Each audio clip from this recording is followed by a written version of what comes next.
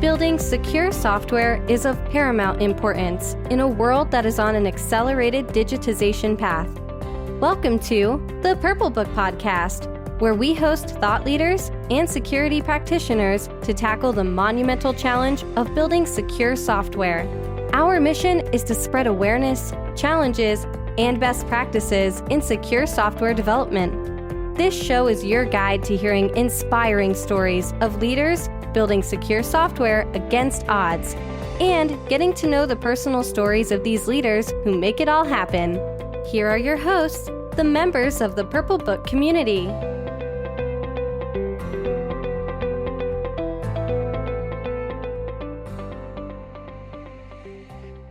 So, good morning, everyone. I have Brook with me, and I'm Nitin Raina. We'll talk about software security maturity model today as a topic. So let's get the ball rolling, and we'll do quick intros. Brook, welcome to the podcast. Do you want to please introduce yourself? Sure. I've been kicking around AppSec for quite a long time, 25 years, something like. In fact, and they couldn't find somebody for 18 months. So they were really ahead of the curve. Cisco moved me from a different position to being their very first application security architect in Cisco InfoSec. So I kind of started before AppSec or software security was really that big a thing. It's really funny, they actually pushed it as this is a kind of a smaller role, because everything was about networks and malware in those days. Yeah. And so, there's kind of a smaller role, but we really want to keep you around. Would you fill this position? And I had couple of decades of development work, and was a chief designer before I went to Cisco at a software house. And so they said, yeah, you'd be perfect for this role. And so I've been kicking around a long time. I do have authored and co-authored about 6 books, well, not about 6 books in software security, and I've led 4 software security programs at companies you've heard of. So I have a lot of experience, and I currently am the CTO for Resilient Software Security. So, yeah. Excellent. That's a mammoth list of accolades that you have against your name, Brook, and thanks for joining us. I'll quickly introduce myself. I'm Nitin Raina. I'm the global CISO for Thoughtworks. Thoughtworks is a global design technology consulting firm where we do end-to-end work around design, engineering, leading companies to building a modern digital business. That's what we do. And I've been with Thoughtworks for almost close to 13 years. And during this course of 13 years, played multiple roles, led IT operations for the initial 4 or 5 years for the company at a global level, and, responsible for the information security program for the last, I would say 8 years or so. But I'm also now the global head of enterprise risk. So wearing 2 hats, and very recently I have joined the operational leadership group of Thoughtworks organization. So yeah, multifaceted, but at the same point of time, proud member of Purple Book community, both me and Brook. So yeah, on that note, I think we'll get the ball rolling. So let's quickly touch on the first question that we all have in our mind is, why do we need maturity models in the first place? So Brook, let's start with you. Add your thoughts on that, and then maybe I'll share my views as well. So they're really quite essential when you're building a program, especially after you get it going and you say, okay, I'm doing AppSec or I'm doing software security, and I use those 2 terms interchangeably today, although they weren't at one time the same thing. And you start building your program and you say, oh, wait a minute, I think I know all the things I have in my strategy. And maybe after a little bit, you get yourself a security development lifecycle in SDL or SSDLC, and you say, okay, but how far do I need to go in order to be effective? And what are the next steps for me in improving? If I want to get better and I see I have some challenges, how do I get through those challenges? And that's where maturity models help us understand what we collectively as an industry, as practitioners, believe the places you start. And we also aspirationally, typically, have a places where we think you're really the most effective. What is the most effective? And that's usually at the top of the scale. Let's say it's 1 to 5 or 0 to 5 or whatever. Could be, more steps or less steps, doesn't matter. I think OWASP SAM is 3 levels. It doesn't matter. Where do we start? And I want to get more effective and I've got some challenges. What should I be looking at? They're really important tools, frankly, I think. And it's really interesting, as I've lived in this universe for a while, if there isn't a suitable maturity model, people will invent one because they want to get to the next step. And we don't want to go too far. That's another thing about maturity models. Your level of maturity has to suit what you need. And we're going to come back to that in a bit, but people invent models so they can see where they want to go. They can strategize, they can have a broad strategy and see. And also there's another piece here that's really important. If you have a fairly large organization, you want to assess where the different parts of it are, so that you can find your most difficult places and also reward the places where you're most successful and maybe use those examples. And so measuring across a lot of teams, now small companies don't need this. They're more interested in the first part here, where do I need to go? But when you have a large organization, say 5,000 developers, I didn't make that number up. That's one of my programs had 5,000 developers. Another one I worked on had 50,000. So, you different sizes. Massive but when you have scales. Scale at that level, you're looking and going, oh, okay, that team is doing really well. Why? What is their maturity? And this team, they're kind of new. So how do I step them along until they're at a decent maturity? And how do I measure at what maturity so I can tell my bosses, my execs, yeah, this is the state of our program. So there's quite a few uses for maturity models. They're really quite an essential piece. And if we don't have a suitable one, we end up inventing them. That's a very good point, Brook. Thanks for sharing your guidance, your inputs here. And I strongly believe there are a couple of things that resonated very strongly what you said, right? So I think one of the theme which every organization is striving for is continuous improvement, right? So everybody wants to be in that journey of continuous improvement. So when you look at a maturity model, if that maturity model is helping you in that journey where you're continuously looking to improve, get better, I think the model is doing the job.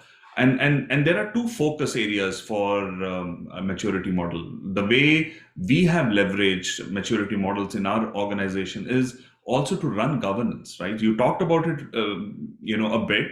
There is an inward view where, like, how am I getting better? Am I improving? But that view is also important to your leadership, your stakeholders.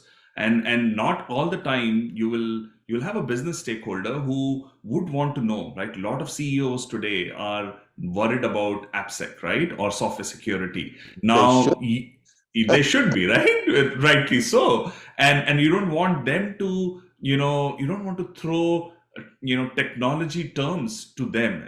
Most of the CEOs, for a tech firm are technologists themselves, but you get the point, right? They want this to be a business conversation. You want this to be a matured, grown-up conversation, and you don't want people to switch off. You don't want your CFO to switch off when you're talking about software security model. So I also strongly believe when we are talking to the board, when we are talking to senior members, senior leadership members, maturity model as a vehicle is so essential. And I have used it internally when we used to run our our product governance calls with our internal IT team. And we said, hey, team X is at this level of maturity compared to team Y. Healthy competition. I'm not saying we want to bring in anything cutthroat, but a healthy competition, a healthy way of even looking at what a good reference would look like. So I would say there is a proper external use case as well with maturity models, and which is,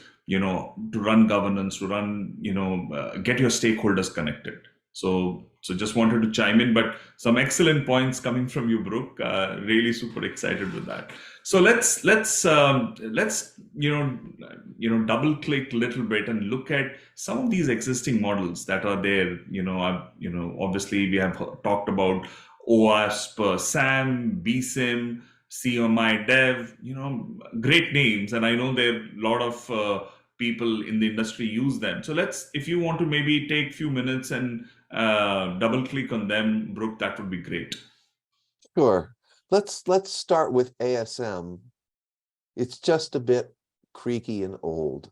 It was done, I think, in 2007 or 8. I might have the date slightly wrong, but it's in the aughts, I'm pretty sure. And so it doesn't really measure to the way software is built today. You certainly get some stuff out of it. Any of these maturity models are going to help, but it's a bit creaky. They're specifying, network stuff, and while you must have that, table stakes security is critically important. Today, if you're in a cloud instance, it's a point and click for a software network, and it's not quite the same. You don't need quite the same level of network operations that you used to, especially if you're in your products or your business is primarily cloud centered, which a lot of them are. And so it hasn't kept pace with DevOps. It's not agile. And that's how software is built today. Not everywhere, but a lot of places. And so there's a problem right there. So, it's a bit creaky. If we move to OWASP SAM, and I'll get to BSIM in the last, if you don't mind. Sure. OWASP SAM is wonderful, and I actually know one of the founders and someone who's worked on it, 𝗵𝗂𝗍𝗄 Schneider, brilliant guy, and a lot of really brilliant people put their hearts into that. It's got some assumptions that I think leave some people out, and it's very general for a purpose. They were really, really general. So they say you have to have this level of testing regime, for instance, but they're assuming you can just go to another, a different place in OWASP. And OWASP is this vast repository of knowledge, and go get the testing standard. And there is one. It's fabulous. But it doesn't really, if you were just trying to do a one-pager, you wouldn't have it. You have to go and understand what these things are. You have to understand what secure design is and how you do it. It doesn't really help you figure out, all right, I start with a little threat modeling, and then I move to more architectural design capabilities, and then I might add some automation and security champions. It doesn't have any of that sort of thing. It's assuming that your organization's big. It really is for the big organization. I don't want to dismiss SAM. SAM is really excellent. Great people did it. And if you have nothing else and you want to see a maturity model, yeah, sure, go there. But you might feel left out, and there certainly are a lot of assumptions about a basic knowledge of, not a basic, but a deep knowledge of AppSec. So, that's maybe problematical for lots of startups who have no security capabilities. Everything's ad hoc at the moment, just whatever their founder or their lead architect knows, or their best engineer knows about security, they're trying to get going. SAM isn't probably going to help them much. And so, it kind of leaves some places maybe off. Luckily, it's not very web centric. A lot of OAuth stuff, obviously, the open web application security, right, is very Yes. web centric, but not SAM. So it should work for lots of different cases, but I think you have to be kind of big in order to get a lot of the stuff that's there and need some of the stuff. So which ones do you pick if you're small? SAM doesn't tell you. Okay. Let's take 𝗵𝘂𝘶. So those are some problems that I think need some solving. Let's take 𝗵𝘂𝘶. 𝗵𝘂𝘶 is not actually a maturity model. Oh, that's interesting. It's a benchmark. It's a benchmark of a very select group of organizations. I'm not saying it's not useful. It is fabulously useful. And it'll also point out some of the problems in our industry. As my friend 𝗵𝗂𝗏𝘁𝘆 once leaned over and said to me at a 𝗵𝘂𝘶 conference. And I'm going to come back to that in a second, because your tenure as a CISO is much longer than the average one. Yes. But 8 years is a couple of eons. But 𝗵𝘂𝘶 is a benchmark of companies that take software security seriously, one, and have enough resources to pay for a 𝗵𝘂𝘶 assessment. It's not free. You can certainly benchmark yourself against 𝗵𝘂𝘶. It's public. You go there and see what big companies do. But that's what you're looking at. You're looking at companies rich enough to afford a 𝗵𝘂𝘶, who think it's important enough to invest in. And that's a select group. There are 27, and people get tired of me saying this, but according to Evans data, there are about 27 million programmers on planet Earth. How many of them do you think work for the Fortune 1000? Not all. Probably there's a good 20 million programmers outside that universe. Yeah. So, and that was just a guess on mine. Just knowing how many programmers we have at Intel, where I was a principal engineer, or at a McAfee, or I'm just mentally extrapolating, but I don't have data on that. But let's just say, for talking, 20 million, and there are 5 or 6 million who are in these big companies. You're not really, it's not really comparable. And so 𝗵𝘂𝘶 is interesting for that. And it highlights the fact, interestingly, that you have 100 days to show you know how when you start a job, especially an exec job, you have 100 days to show that you're doing something, or you get fired. And then 3 you months. have a couple of years to really show the board, this is what we've done. Well, long-term things like secure design and a security architecture practice, they're going to take you 3 to 5 years. So if you look at the 𝗵𝘂𝘶 spider graph, that's a lower maturity overall of the universe of those companies, because the CISOs only last maybe 2 years generally. The average is 18 months. Again, you're a granddad in CISO land. Whereas most are going to switch jobs sometime in that first 2 years, and they have to demonstrate some progress right away. And you can do that by finding more vulnerabilities or rewriting the policies. And that's exactly what you see in the 𝗵𝘂𝘶 spider graph. That's where the most maturity is, because that's what you got to get. You got to get something going. And where you may be willing to take the longer journey, it's not going to show as much movement. And then the CISO's gone, and a new CISO comes and says, I got to show something. Let's either rewrite the policies or improve our testing, because I can show progress. And the graph actually shows that. So it's a benchmark, and it's a benchmark of all the capabilities that might be done, that have been done, not might, but have been done by these big companies, because that's how they figure out what to measure. They look at what people are doing and then say, okay, that's a new one, we better measure that now. And then they measure that, and it doesn't tell you what to do. 𝗵𝘂𝘶 purposely prescribes prescription. They do not tell you what is it that is the industry consensus of what we need to do to be effective. It just tells you what people do. Now, those big companies, most of them have been in the game for a long time, so they have pretty definite ideas about what you should do. So that's not bad. Again, it's useful, but it isn't a maturity model, and it doesn't tell you, it doesn't say, look, start here and move along this trajectory. And these are the most important things, but you've got to attend to this entire thing eventually. Yeah. It doesn't No, tell you that, which yeah. brings us to the Purple Book.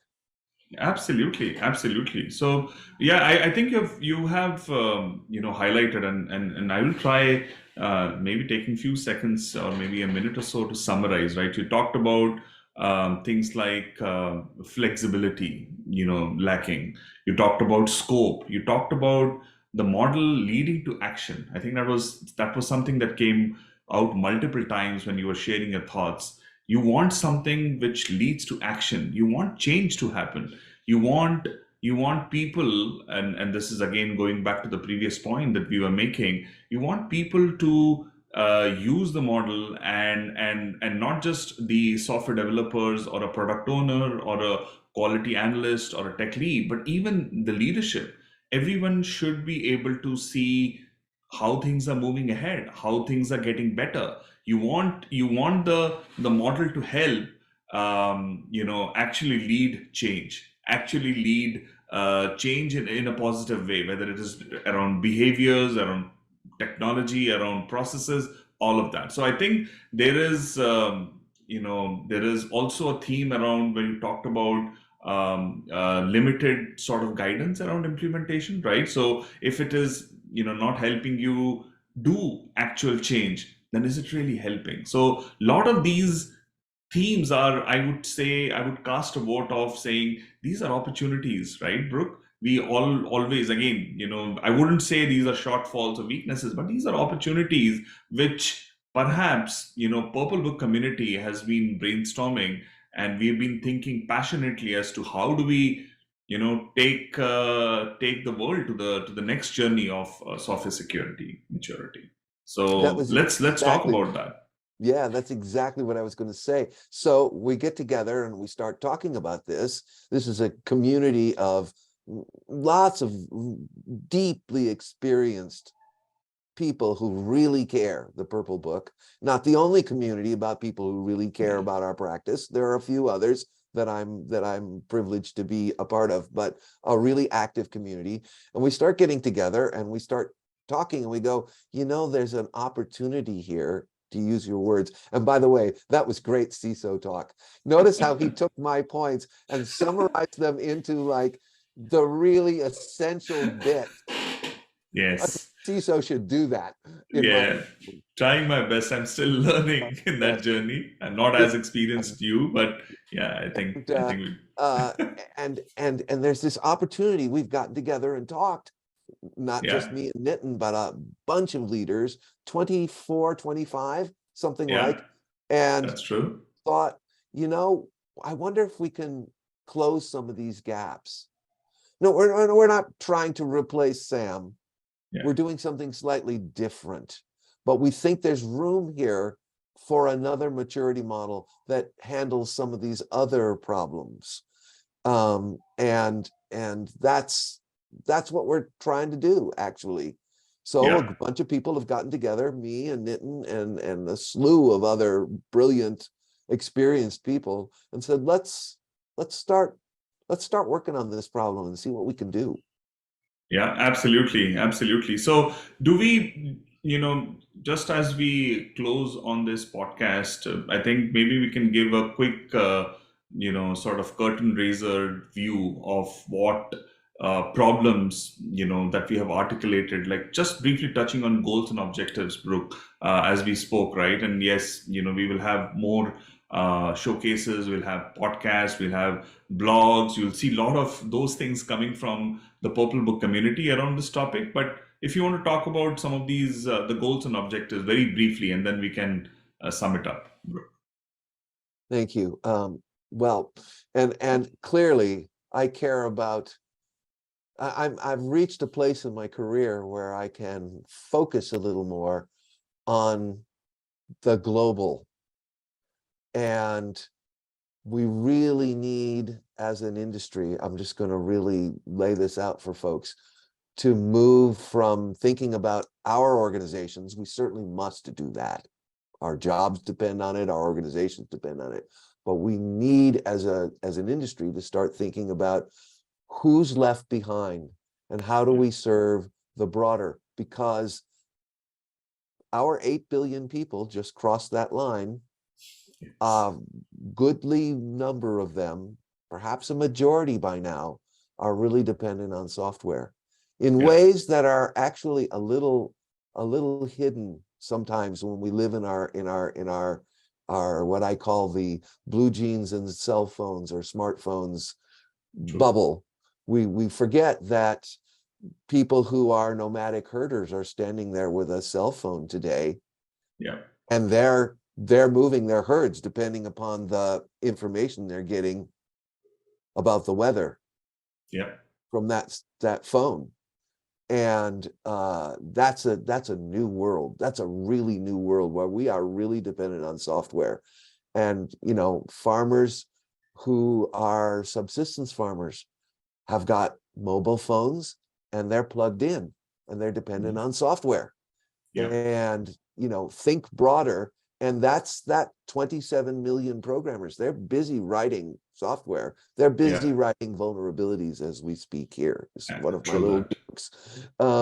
Not intentionally, of course. Well, the baddies are, but most of them are, just trying to get through their day and do their job and write good code to the best of their ability. But if we don't serve them, we go down this. We just make more opportunity for the people who want to misuse that stuff and misuse us. So, and they are those, unfortunately. And so that broader view, can we build a maturity model that small companies, that beginners can also use? I don't want to throw out the work we do for larger companies. Certainly at scale, we need to be able to do AppSec. Yeah, absolutely. And effectively. But we also need a place for people to start when they're small, when they have no skill, when they don't even really know how to define the word AppSec properly. Where do they start? What are the most important things to begin with? Some of those problems are the problems that I want to solve with this maturity model. There are other problems, and I can't speak to all of them, because I'm so passionate about the ones I want to do. But there are other problems that, we'd like to be a little more prescriptive. Yeah, absolutely. Absolutely, Brooke. Definite. Yeah. And I strongly feel the same, right? For me, because I represent, not truly a large enterprise, but, we're close to 12,500 employees globally. So it's a reasonable size. Our internal IT is almost, a good size as well. So for that kind of a group, right, I also feel that if we have a software security model, maturity model, which can help teams advance, which can help team, go through that continuous improvement cycle, be able to articulate and show the value that the work is doing. I think talking about the value to the business teams, because we are finally working for a function, right? Just take for example, you're building some integrations or tool for marketing, for example, and when you have to explain to them why building security in is so important, why software security is so important,